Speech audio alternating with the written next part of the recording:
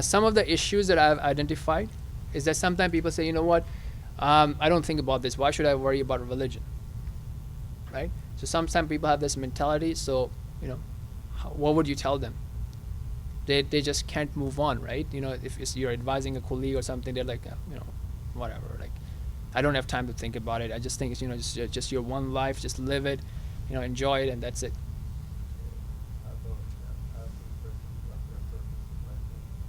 I don't think about it, you know, just like chill,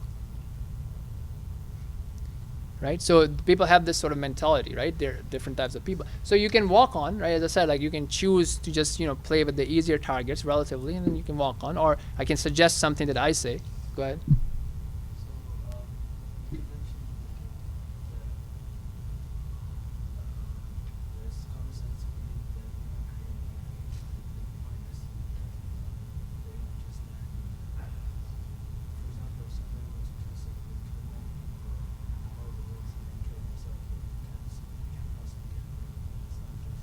Right.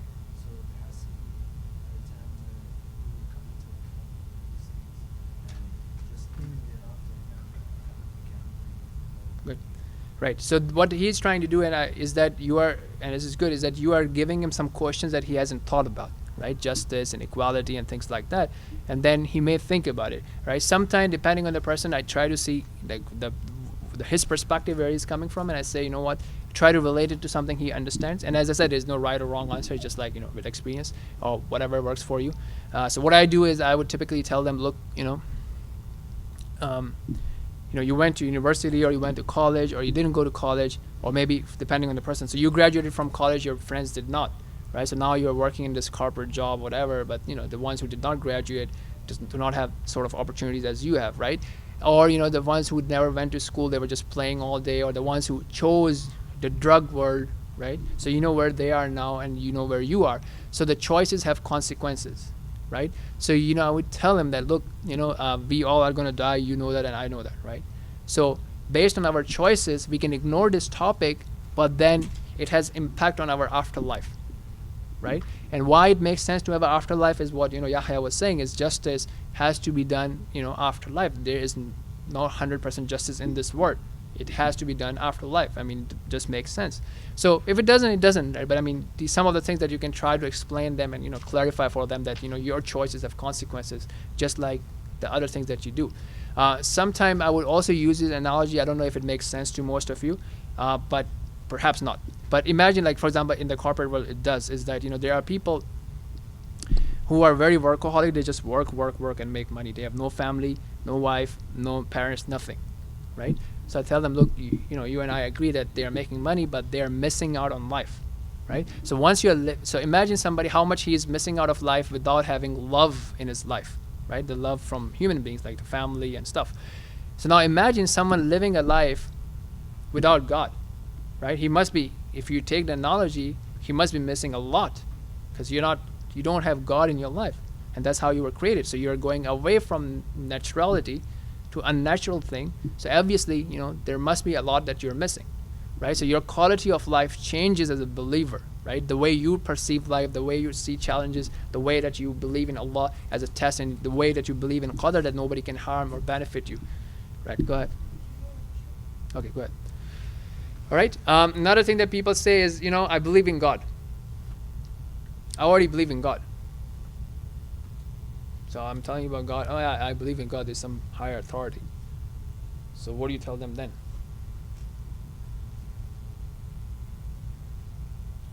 I want to talk to you about God. Oh yeah, I believe in God. One God, one higher authority. Yeah.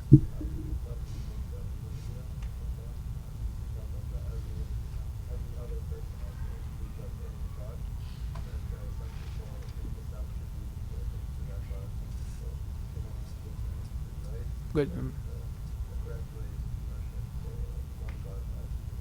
Right. So the concept of worship, right? What do you mean by believe in God, right? So remember, when he says believe in God, so he probably is saying about, if you want to put it in the Gorab terminology, is like God's existence and maybe oneness, right? Then you have to tell him about this rap stuff, right? Why is it important to have revelation? Why is it important to follow? And this is very important for us too, right? So according to what you have learned in your course, what does iman means, right? So when somebody says I believe in God, so remember, he just has a different definition of belief than you and I, right? And many Muslims have this different definition too. So you have to tell them, brother, what do you mean by belief, right? So this is a test. What do you guys think belief is? What is iman? So let me put it, with our context. So this is belief for them, right? Yeah. Right. Right. Good. Right. So this guy, he probably believes in his heart there's something, but he's not saying it from his tongue, right? He doesn't have the shahada and acting, right? I mean, shaitan knows there's Allah subhanahu wa ta'ala, right? Perhaps more than you and I do, right? Because he communicates with him and all that, right? And all the other uncles of the Prophet sallallahu alaihi wasallam, in the Pharaoh as well, right? Allah says, "Wajahadu biha wastayqanatha anfusum." Right? They refuted it, they fought back to it, but their hearts were certain about it, right? So just knowing it does not save you. Action is very important. Compliance, submission. This is what Islam is about, right? So you comply instead of following your desire, you follow the hukum. That is what iman is, right? So this thing, you say, what do you mean by I believe in God? You're lacking this thing, and this necessitates it. So sometimes people don't get it, so I use the analogy that you saying that, I know there are parents, right? So by saying that, yes, I know my parents, that means that you have certain obligation towards them, right? So وَلِلَّهِ الْمَثَلُ الْأَعْلَى. So imagine for the Allah subhanahu wa ta'ala, imagine for the God, and then you connect it in this way. Another thing that people commonly say, I do good, I just don't harm people. All these religious guys are killing people. I just do good, I'm good. I just take care of the poor people. I do charity. I don't harm anybody. I don't cheat anybody. I do my work properly. So what's wrong with me? Nothing wrong with him, right? You're going to Jannah, right? Really, what's wrong with that person? He's like a nice person. He does, good stuff.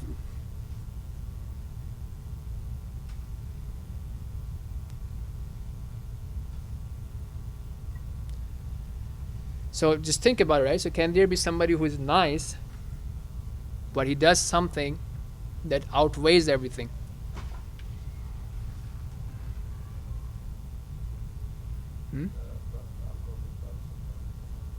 Right. So now you and I get it, right? For the uncle of the Prophet sallallahu alaihi wasallam, like how would you give him as an analogy? That yeah, he does good stuff.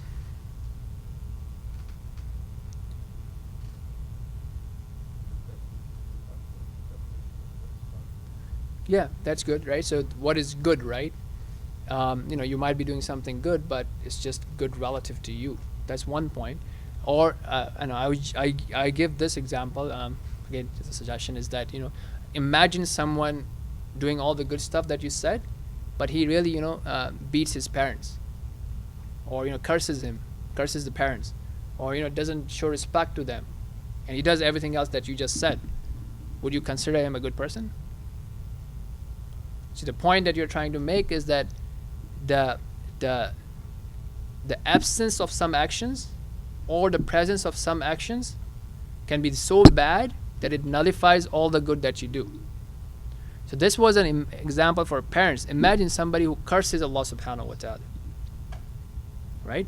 So I would use this example. I would say, look, if you say that this person, this John that's going on the street is my blood brother, and your mother denies him as your brother, right? In a way, you're accusing your mother of a great sin, right? Because she is denying it, right? And you are claiming it for her. So there are people who claim sons and daughters for Allah subhanahu wa ta'ala without knowledge. That's insult. That's, abuse. So that itself justifies everything else to be nullified from a hereafter perspective, from the submission to Allah subhanahu wa ta'ala's perspective. So there are things that you can be doing good in terms of your charity and all that stuff, but at the other spectrum, you are not fulfilling your rights to Allah subhanahu wa ta'ala. And then I tell them, yes, in Islam, we have to be good to human beings, and it's very important. I give them the story of the prostitute who gave water to a dog, and the woman who starved the cat, right? I hope you guys know that. If not, please look it up. So yes, human beings and animals are very important, and they have consequences, but at the same time, your relationship and your submission to Allah subhanahu wa ta'ala is much more important than that. And another issue I have is, how can I believe in something I can't see? We already talked about that. And then how do I know this and that is true? So we talked about the concept of testimony. So these are typically what I would get, and then explain them and then move on. Some of the pitfalls, and we'll end with that, is great results. So you have on the screen picture of Sheikh Bilal Phillips, right? So people who are involved in him getting shahada, right, are getting, inshallah, we hope that all the great stuff that he's doing is accepted, so they have a share of his reward, right? So just going after this is very important, right? I mean, if you get something like that, that's cool, right?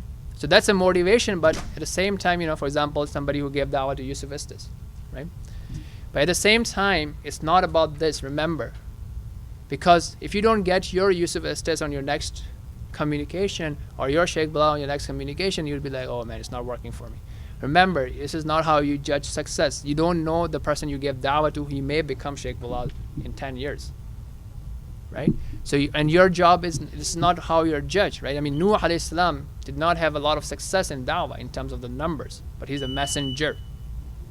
So remember that shahada is not the metric of success. When you go, you may say, you know what, I don't care, I'm not listening to you, but that's it, you got a reward, you communicated, right? You have a sale, if you will, right? In terms of Allah subhanahu wa ta'ala, He's not going to let your reward go to waste. Okay, and if you and I are going to be lazy, there are other people who are busy. So on the screen, what you see is a Bible in a hotel. And imagine where this was. This was in a Muslim country, right? So in a Muslim country, I walked in, I opened the door, the drawer, and I see a Bible. This is Bahrain, right? So the other people who are calling to falsehood are busy, even if you and I are not busy. And obviously, and then I called them, I said, you know what about Quran? And you guys can't see it, but picture shows that Quran was, in that cupboard, obviously on the top with Arabic Quran. But, you have a Bible in the drawer for somebody to read, right? So people are busy. And then obviously, if you look at, the businessmen, right? Think of it. I mean, sometimes if you see businessmen, telemarketers calling you, sales guy calling you, you go in the mall, somebody offering you something for free, right? Asking for donation. Like, I personally evaluate myself. I say, you know what? Look at this guy. He's working so hard for, a paycheck, right? And Allah subhanahu wa ta'ala says, وَتَرْجُونَ مِنَ اللَّهِ مَا لَا يَرْجُونَ. You expect from Allah what they do not expect, right? And how much effort you and I are putting. This guy may be fired next week anyways. I mean, but your reward and my reward, inshallah, is safe with Allah subhanahu wa ta'ala.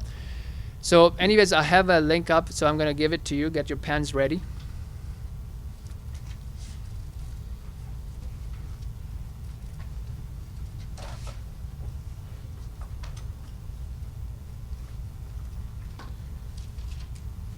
There's no marker here. Okay.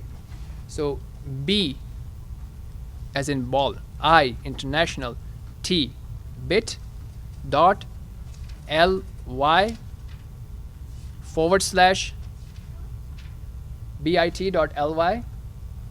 Okay, I'll give it bit as in bit dot ly / IOU for International Online University, IOU Dawah DAWAH LINKS links. So one word, IOU Dawah links. So if you go on this shortened URL, it will take you to a document, and then you will have all the other URLs. So what you will see from there is the Tadabbur al-Quran that course I was talking about. Obviously, I would like you guys to participate in it. You would see a link to sign up for Abu Huraira Dawah team. So we go on Saturdays. Okay. So I would appreciate you guys at least try to make it once in the holidays. Again, this helps you to train, get some confidence, and then you can do it in your college, in your school, with your neighbors, whatever. So try to do it once a month, every week, whatever, depending on how comfortable you are. But come so you get that sort of confidence. Once you're in the field, that's the best way, and then we can talk about what worked for you, what didn't work for you, and things like that. You also have this global community that we have via IOU, Islamic Online University. So we have a team across the globe. You can sign up for that as well. And there's links for video of other related webinars that we have done on that topic. Some Shahada videos, for example, the airport one I was talking about. So there's that link will take you to those YouTube videos as well. So that's pretty much what I wanted to talk about. And I hope that Allah subhanahu wa ta'ala accepts our coming here and rewards us just by coming here. But remember, the best thing that can happen is if you take action. Even if you take 1 or 2 actions based on what we talked about today, that's important. Inshallah, if you have any questions, we can talk about it. And we'll end the class here. سبحانك اللهم وبحمدك أشهد أن لا إله إلا أنت أستغفرك وأتوب إليك. وصلى الله تعالى على نبينا محمد وعلى آله وأصحابه وسلم.